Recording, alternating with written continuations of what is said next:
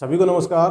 अपन पढ़ रहे थे कार्बोक्सिलिक एसिड और कार्बोक्सिलिक एसिड्स में अपन ने इसका general introduction, nomenclature and methods of synthesis, मतलब इसकी सामान्य जानकारी, इसके जो सामान्य नाम और IUPAC नाम हैं वो, और इसके संश्लेषण की सभी विधियां डिटेल में पिछले वीडियोस तक पढ़ चुके हैं। आज अपन देखिए संश्लेषण करने के बाद क्या पढ़ते हैं, इसके गुणों के बारे में पढ़ेंगे। और गुणों में दो प्रकार के गुण हैं, physical properties and chemical properties. इस वीडियो में अपन देखेंगे physical properties of carboxylic acids और नेक्स्ट वीडियो से अपन इसके केमिकल प्रॉपर्टीज के बारे में डिटेल में पढ़ेंगे। तो आज का जो अपना टॉपिक है वो है physical properties of carboxylic acids. Carboxylic अम्लों के भौतिक गुण, और भौतिक गुणों में देखिए क्या क्या आता है, भौतिक प्रावस्था, गंध, विलेयता, गलनांक, क्वथनांक, ये सारी चीजें अपन भौतिक गुणों में पढ़ते हैं। तो सबसे पहले अपन फिजिकल प्रॉपर्टीज में लेते हैं इसकी फिजिकल स्टेट। फिजिकल स्टेट मतलब भौतिक प्रावस्था, भौतिक प्रावस्था। जो कार्बोक्सिलिक एसिड है उनमें भौतिक प्रावस्था में देखिएगा C1 से C10 तक के कार्बोक्सिलिक एसिड रंगहीन द्रव होते हैं, मतलब जिसमें कार्बन नंबर 1 है, 2 है, 3 है, 4 है, इस तरह से 10 कार्बन तक के जो कार्बोक्सिलिक एसिड हैं वो रंगहीन द्रव होते हैं। और कार्बन 10 से ज़्यादा वाले कार्बोक्सिलिक एसिड हैं वो मोम के समान ठोस होते हैं। जिस तरह से मोम होता है ना, वैक्स होता है, मोम के समान ये ठोस अवस्था में आ जाते हैं कार्बन 10 से ज़्यादा वाले कार्बोक्सिलिक एसिड। तो ये है इसकी भौतिक प्रावस्था। दूसरा देखिए गंध। गंध की अपन बात करें तो C1 से C3 तक, मतलब formic acid, acetic acid, propionic acid तक की अपन बात कर रहे हैं, क्या होते हैं, तीक्ष्ण गंध वाले होते हैं, तीक्ष्ण गंध होती है इनकी। और C4 से C9 तक, प्रोपियोनिक एसिड से लेके C9 तक की जो कार्बोक्सिलिक एसिड हैं उनमें कैसी गंध होती है, सड़े मक्खन के समान।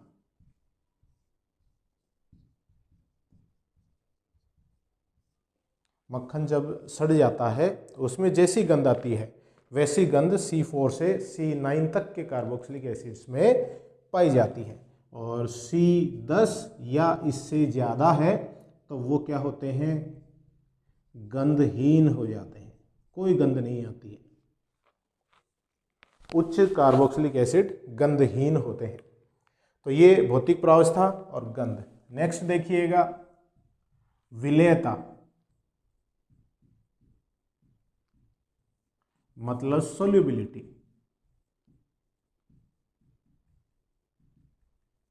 विलेयता की अपन अगर बात करें तो अब विलेयता को समझने के लिए देखिए अपन थोड़ा सा इसका स्ट्रक्चर देख लेते हैं, संरचना देख लेते हैं।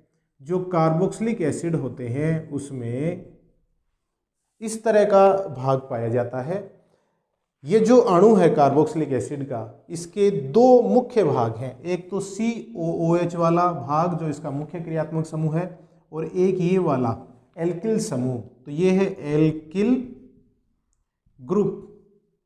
और COH क्या है, कार्बोक्सिलिक एसिड ग्रुप। तो ये इसके दो भाग हैं। कार्बोक्सिलिक एसिड ग्रुप है या कार्बोक्सिलिक अम्ल समूह है, ये पोलर है, मतलब ध्रुवीय प्रकृति का है। और जो इसका एल्किल समूह है वो इसका अध्रुवीय भाग है। और कोई भी दो पदार्थों को जो आपस में अपन घोलते हैं तो उसमें देखिए एक नियम लगता है, लाइक डिजोल्व लाइक, समान समान को घोलता है। मतलब ध्रुवीय विलय है ध्रुवीय विलायक में घुलता है, अध्रुवीय विलय अध्रुवीय विलायक में आसानी से घुलता है। अब देखिए जब अपन कार्बोक्सिलिक अम्लों को सबसे पहले देखें जल में घोलते हैं तो जल कैसा होता है, ध्रुवीय होता है। तो जल इस ध्रुवीय भाग के द्वारा आकर्षण बल से जुड़ता है, लेकिन इसका जो एल्किल समूह वाला भाग है वो अध्रुवीय है। इसका मतलब ये जल को आकर्षित नहीं करेगा, प्रतिकर्षित करेगा। तो इसका जो COOH वाला भाग है ध्रुवीय भाग, ये क्या है, हाइड्रोफिलिक है, जल स्नेही भाग है, जल स्नेही भाग है इसका। और जो एल्किल समूह है जो अध्रुवीय भाग है वो क्या है इसका, जल विरोधी भाग है।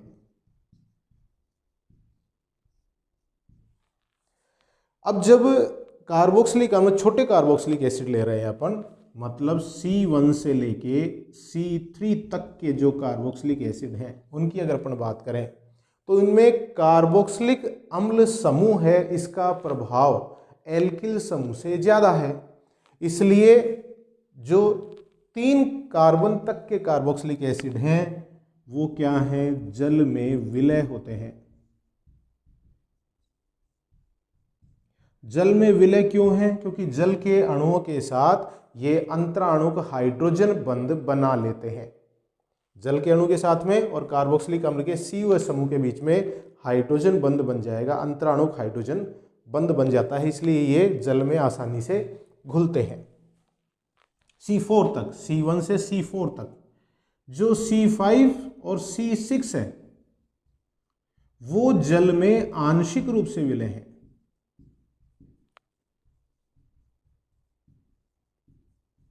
जल में आंशिक विलय हैं। क्यों, क्योंकि देखिए इसमें ये एल्किल वाला जो भाग है ये बढ़ रहा है। जैसे जैसे अपन निम्न कार्बोक्सिलिक अम्ल से उच्च कार्बोक्सिलिक अम्ल की तरफ बढ़ते हैं वैसे इसका एल्किल समूह वाला भाग बड़ा होता चला जाता है और इसका प्रभाव भी बढ़ता चला जाता है। इसका प्रभाव कैसा है, जल विरोधी गुण है इसमें, तो ये जल को प्रतिकर्षित करने लग जाता है। मतलब जल में उसकी कार्बोक्सिलिक अम्लों की विलेयता कम होती चली जाती है। तो C1 से C4 तक तो जल में पूर्ण विलय थे, C5 से C6 तक जल में आंशिक विलय हैं, और C6 से जो ज़्यादा कार्बन वाले कार्बोक्सिलिक अम्ल हैं वो जल में अविलय हैं। क्योंकि इसमें देखिए एल्किल समूह का जो प्रभाव है वो कार्बोक्सिलिक अम्ल से ज़्यादा प्रभावी हो जाता है, और जो कि जल विरोधी है एल्किल समूह, इसलिए जल में अविलय होते चले जाते हैं। ठीक है, तो ये तो जल में विलयता की बात हो गई।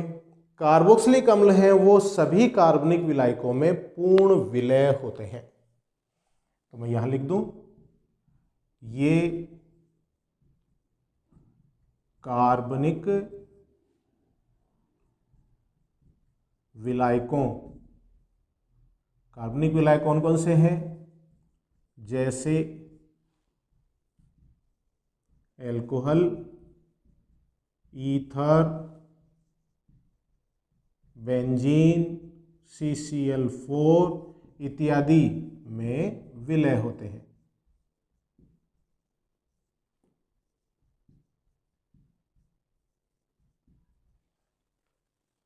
तो जल में विलयता तो निर्भर करेगी कि एल्किल समूह में कितने कार्बन है, कितना बड़ा है, उसका प्रभाव कैसा है।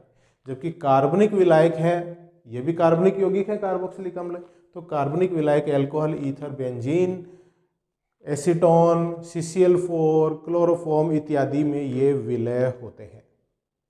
ठीक है, तो ये हो गई इनकी विलयता।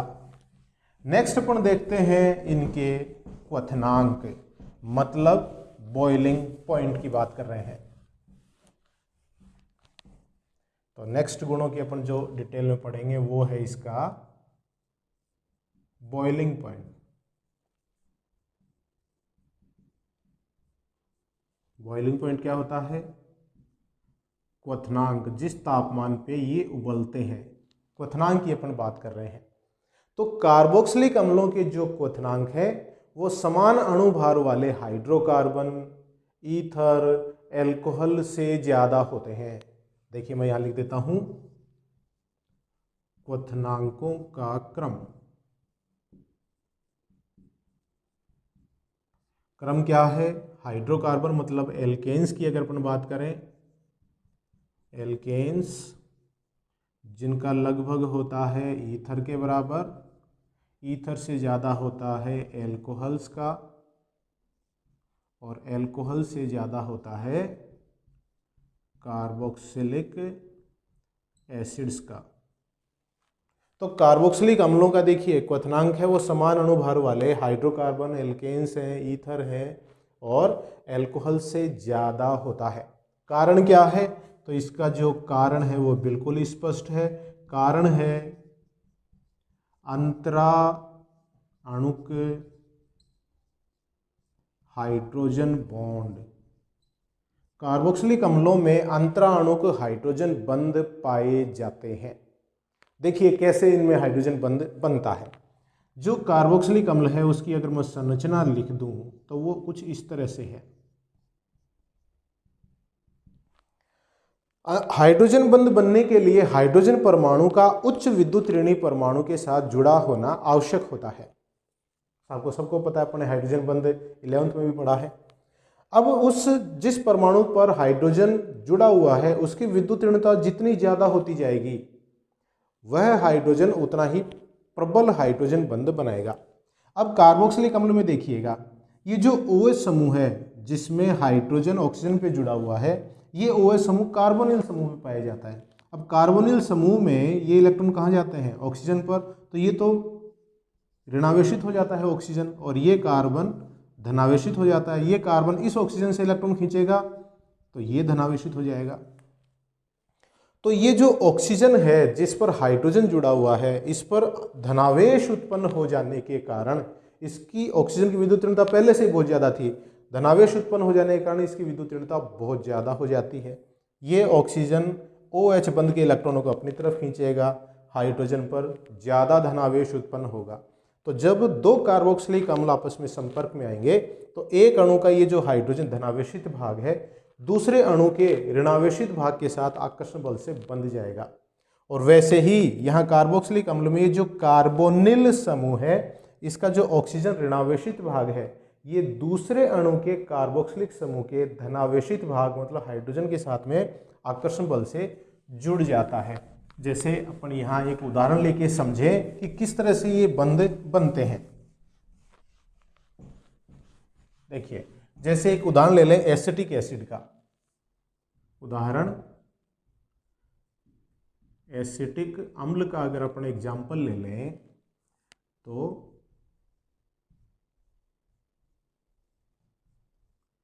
ये एक अणु है और ये दूसरे अणु के साथ ये दूसरा अणु है CH3COOH, CH3COOH। देखिए एक अणु का जो हाइड्रोजन धनावेशित भाग है दूसरे अणु के ऋणावेशित भाग मतलब ऑक्सीजन के साथ में यहाँ अंतराणुक हाइड्रोजन बना लेगा। वैसे ही एक अणु का जो ये कार्बोनिल समूह का ऑक्सीजन ऋणावेशित भाग है दूसरे अणु के OH में जो हाइड्रोजन धनावेशित भाग है उसके साथ इस तरह से अंतराणुक हाइड्रोजन बंध बना लेंगे और दो अणु आपस में जुड़ गए तो क्या बन गया? डाइमर बन गया। डाइमर मतलब द्विलक का निर्माण हो गया। तो इस तरह से ये हाइड्रोजन बंध बन जाते हैं और अणु आपस में मजबूती से जुड़ जाते हैं। यही तो इनका कारण है कि इसके कारण ये उच्च क्वथनांक वाले हो जाते हैं। तो ये जो बंध है इसका, ये बंध ये क्या है? अंतराणुक हाइड्रोजन बॉन्ड है और ये द्विलकों का निर्माण कर लेते हैं। अब जब कार्बोक्सिलिक अम्लों के बारे में अपन अणु संख्या गुणधर्म जो अपन विलयन वाले चैप्टर में भी पढ़ते हैं, अणु संख्या गुणधर्म जिससे अपन जो विलय होता है ना, वाष्पशील विलय, उसके अणुओं के अणुभारों की अपन गणना करते हैं विलयन में। ठीक है, तो वहां जब अपन इन कार्बोक्सिलिक अम्लों के अणुभार की गणना करते हैं अणु संख्या गुणधर्मों की सहायता से, तो क्या देखते हैं कि जो एसिटिक एसिड है उसका जो प्रेक्षित अणुभार प्राप्त होता है वो प्राप्त होता है 120, जबकि इसका वास्तविक अणुभार क्या है?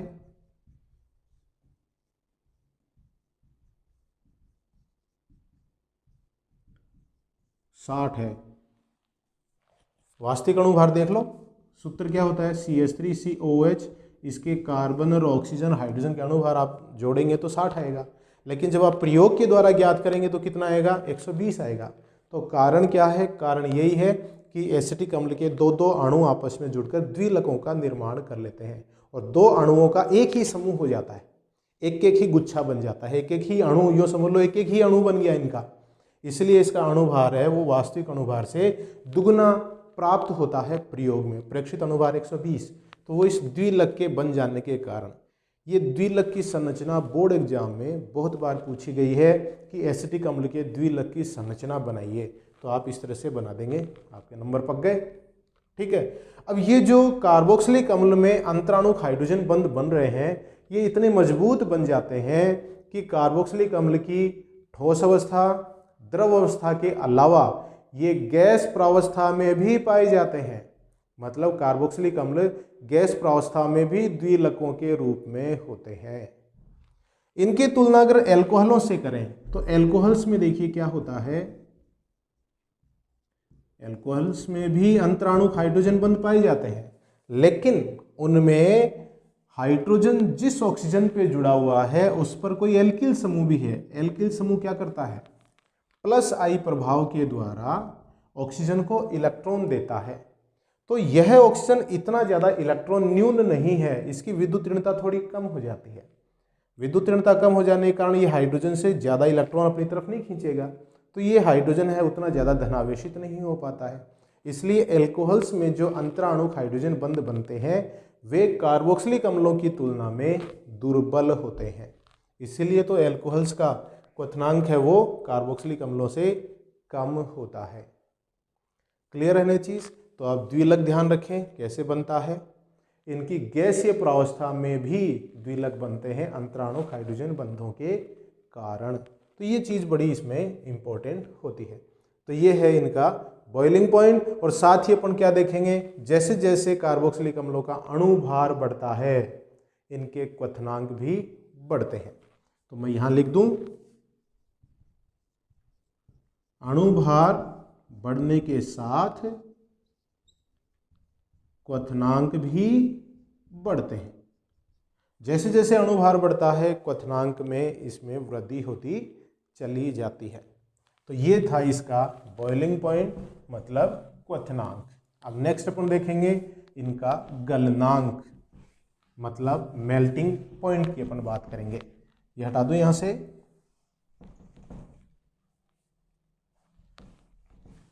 गलनांक वह तापमान जिस पर किसी पदार्थ की ठोस व द्रव प्रावस्थाएं साम्य में रहती हैं। ई पांचवा गुण है वो है इसका मेल्टिंग पॉइंट, मतलब गलनांक की बात कर रहे हैं। अब कार्बोक्सिलिक अम्लों में जो गलनांक है उसमें सबसे पहले अगर अपन देखें C10 तक, मतलब ऐसे कार्बोक्सिलिक एसिड जिनमें कार्बन 10 कार्बन तक पाए जाते हैं। तो कार्बन संख्या 10 तक इसमें बड़े अप एंड डाउन्स आते हैं। अप एंड डाउन्स का मतलब वे कार्बोक्सिलिक अम्ल जिनमें सम संख्या में कार्बन पाए जाते हैं उनके गलनांक उन कार्बोक्सिलिक अम्लों से ज़्यादा होते हैं जिनमें विषम संख्या में कार्बन पाए जाते हैं। कहाँ तक? एलिफेटिक कार्बोक्सिलिक अम्ल जिनमें 10 कार्बन तक कार्बन होते हैं। किन की बात कर रहे हैं अपन? Aliphatic carboxylic acid.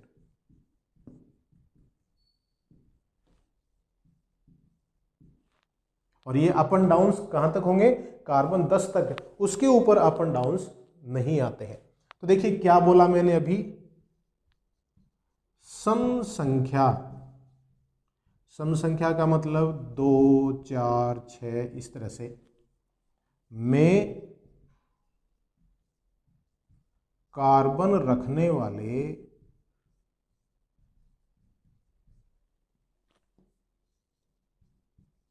Carboxylic acid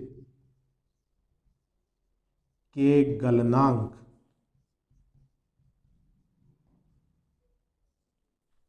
विषम संख्या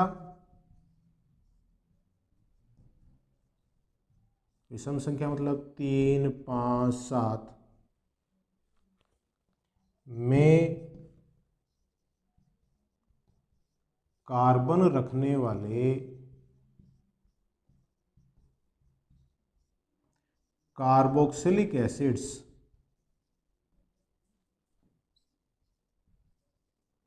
से ज़्यादा होते हैं।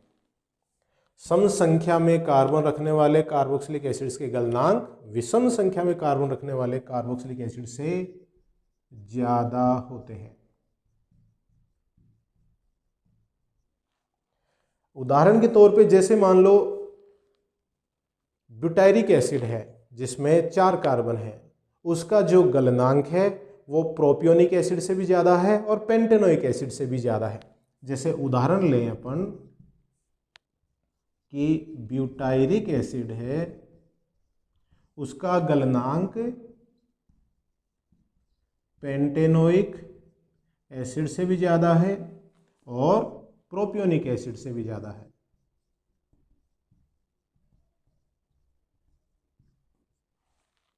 ऐसा क्यों है? देखिए कैसे, अपन देखते हैं ब्यूटायरिक एसिड में ऐसा क्या है। तो butyric acid CH3 CH2 CH2 COOH, इस तरह की उसकी जिग जैग संरचना होती है। पेंटेनोइक एसिड देखें, CH3 CH2 CH2 CH2 COOH, तो ये है ब्यूटायरिक एसिड और ये है पेंटेनोइक एसिड। ये तो अपने एक उदाहरण लिया है। ये सब जो अपन इसके बारे में एक्सप्लेन करेंगे, ब्यूटायरिक एसिड के जो गुण हैं वो किस पे लागू होंगे? उन कार्बोक्सिलिक एसिड्स पे लागू होंगे जिनमें कार्बनों की संख्या सम है, और पेंटेनोइक अम्ल के गुण हैं वो उन पर लागू होंगे जिनमें कार्बनों की संख्या विषम है। तो देखिए साफ साफ दिख रहा है इसमें, वे कार्बोक्सिलिक एसिड जिनमें सम संख्या मतलब even number of carbon atoms पाए जाते हैं, उनमें अणु के एक सिरे पर पाए जाने वाला मेथिल समूह और दूसरे सिरे पर पाए जाने वाला जो कार्बोक्सिलिक अम्ल समूह है वो विपरीत दिशा में है। CH3 देखिए इस दिशा में है, COH विपरीत दिशा में है। तो क्रिस्टल जालक में इसकी जो ठोस की संरचना है, क्रिस्टल जालक में इनकी जो पैकिंग है वो बहुत ही अच्छे से होती है। ये अपन एक्स किरण विवर्तन प्रारूप से प्राप्त करते हैं। इसकी जो ठोस की संरचना है वो किससे प्राप्त की जाती है? एक्स किरण विवर्तन प्रारूप से अपन संरचना के बारे में पता लगाते हैं।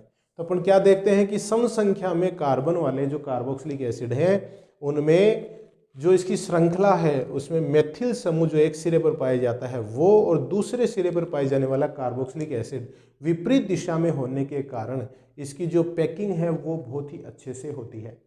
जबकि वे कार्बोक्सिलिक एसिड जिनमें विषम संख्या में कार्बन पाए जाते हैं उनमें एक सिरे पर पाए जाने वाला मेथिल समूह और दूसरे सिरे पर पाए जाने वाला कार्बोक्सिलिक अम्ल समूह एक ही दिशा में होने के कारण क्रिस्टलीय जालक या ठोस प्रावस्था में इनकी पैकिंग है वो अच्छे से नहीं हो पाती है। इसलिए विषम संख्या में कार्बन वाले कार्बोक्सिलिक एसिड्स के जो गलनांक हैं वो उन कार्बोक्सिलिक एसिड से कम हो जाते हैं जिनमें सम संख्या में कार्बन पाए जाते हैं। और ये चीज़ कहाँ तक लागू होती है? कार्बन 10 तक, और वो भी किसमें? एलिफेटिक कार्बोक्सिलिक एसिड्स में। कार्बन 10 से ऊपर लगातार अणुभार बढ़ता है या पैकिंग इसमें अच्छे से होती है तो गलनांक बढ़ते हैं, उसमें इस तरह से ये अप एंड डाउन्स नहीं आते हैं।